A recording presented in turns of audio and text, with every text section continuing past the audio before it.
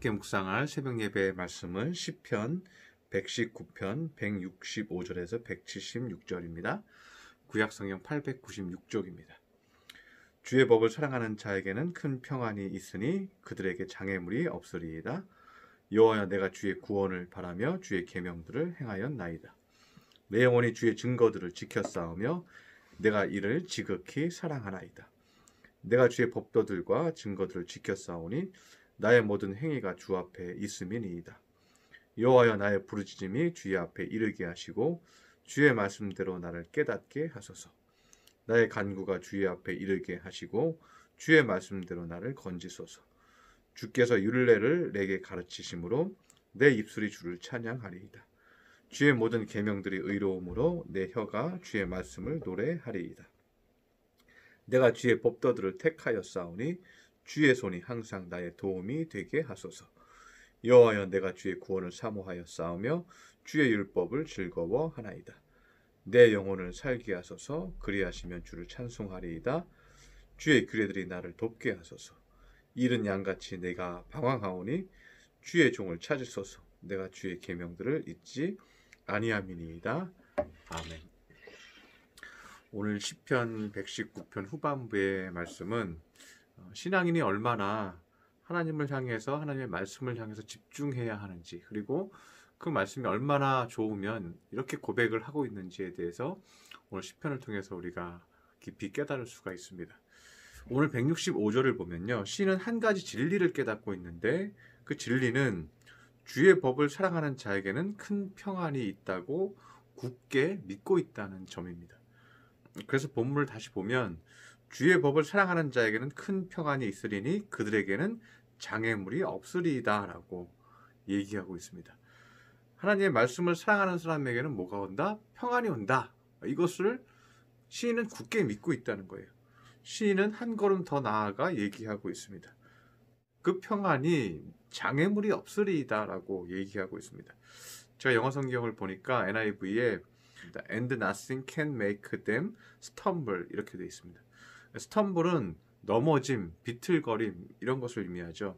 그래서 주의 말씀을 통해서 평안을 얻은 사람은 누구도 비틀거리게 만들 수 있는 것이 없다라고 얘기하고 있는 것입니다.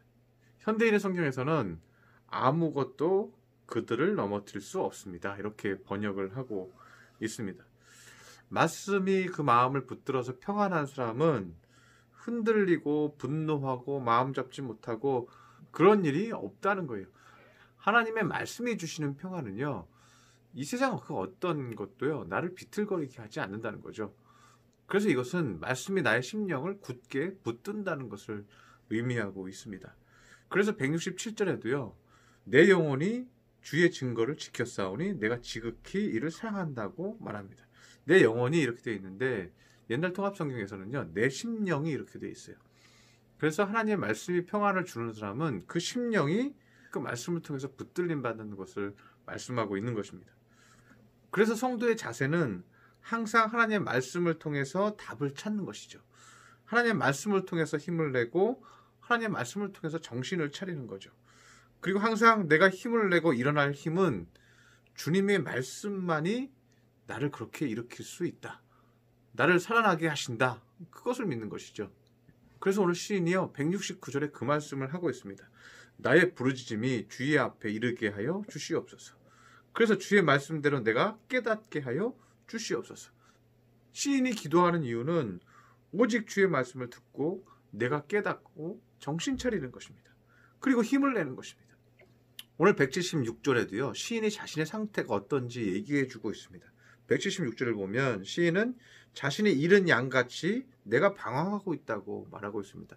잃은 양이 목장을 찾지 못하고 주인을 찾지 못하고 길을 찾지 못하고 혼자 방황하고 있는 거예요. 그러한 모습이 자기의 모습이라고 얘기하고 있어요. 그런데 왜 그렇게 됐나? 주의 말씀이 들리지 않는 거예요. 주의 음성이 들리지 않는 거예요. 목장에서 떠난 이 양이요, 목동의 목소리가 들리지 않는 거예요. 그러니까 답답한 거죠. 어디로 가야 할지 모르고 헤매고 있는 거죠. 양은 언제 안정감을 느낍니까? 양은 목동의 목소리가, 목자의 목소리가 들릴 때 안정감을 느끼는 거죠. 그런데 양이 목자의 목소리를 못 들으면요, 이제 불안한 거예요. 우리가 그렇다는 것입니다. 우리가 하나님의 말씀을 듣지 못하고 있으면요, 우린 불안할 수밖에 없는 거죠. 왜냐하면 신앙인들은요, 단순히 인생이 물질로만 살 수 없다는 것을 잘 알기 때문에 그래요.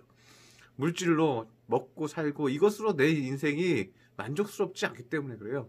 하나님의 은혜의 말씀을 맛보고 거기에 기쁨을 누렸던 우리 신앙인들은요, 하나님의 말씀이 없으면 그 갈급함 때문에 살 수가 없는 거죠. 그래서 170절 후반부에도요, 주의 말씀대로 나를 건지소서 이렇게 얘기하고 있죠. 주의 말씀대로 나를 건져주시옵소서. 나를 죽어가는 이 늪 가운데 빠져가는 나를요, 건져주시옵소서. 나를 살려주시옵소서, 이 말씀이죠. 175절에도 내 영혼을 살게 하소서 이렇게 얘기하잖아요. 이 시인은 하나님의 말씀이 내 안에 들어오셔서 내 영혼이 깨닫고 내 영혼이 기쁨을 얻고 내 영혼이 힘을 얻고 내 영혼이 살아나기를 원합니다. 하나님의 말씀만이 나를 살릴 수 있습니다. 여기에 대한 확신으로 가득 차 있다는 것을 발견할 수 있습니다.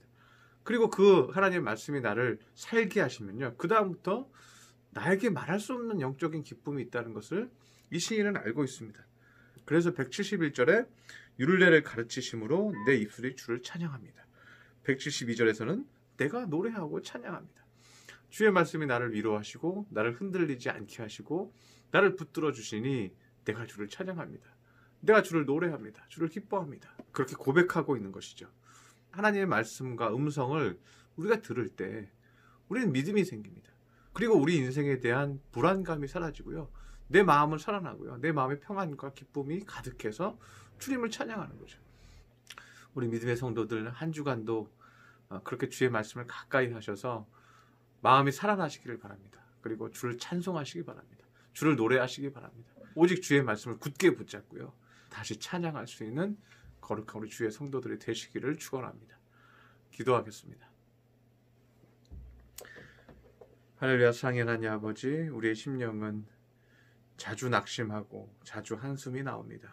그러나 주님, 주의 말씀을 우리에게 가르쳐 주시옵시고 주의 음성을 우리에게 들려 주시옵소서. 그래서 기쁨이 넘치고 찬송이 넘치게 하여 주시옵소서. 살아나게 하여 주시옵소서. 그리고 한 주간도 그 기쁨으로 감당하는 믿음의 성도들 삼아 주시옵소서. 귀한 말씀 주시니 감사드리며 예수님의 이름으로 기도드렸습니다. 아멘.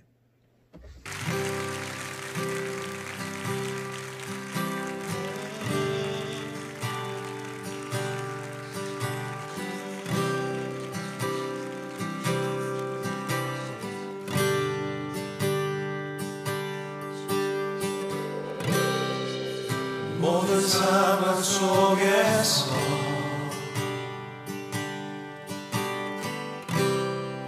주를 찬양할지라.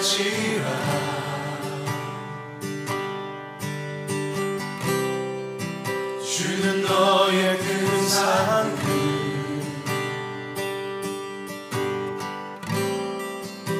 큰 도움이시라.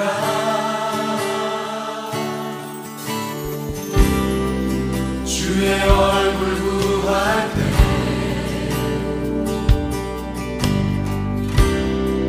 주의 영을 부으사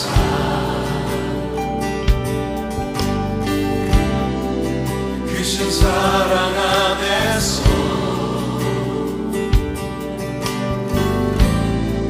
주를 보게 하소서.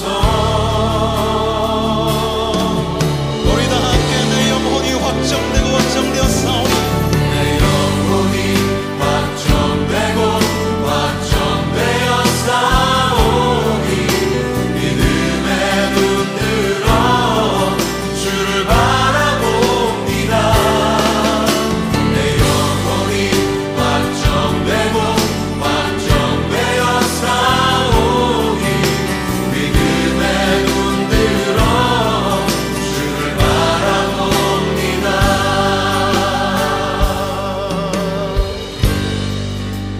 모든 상황 속에서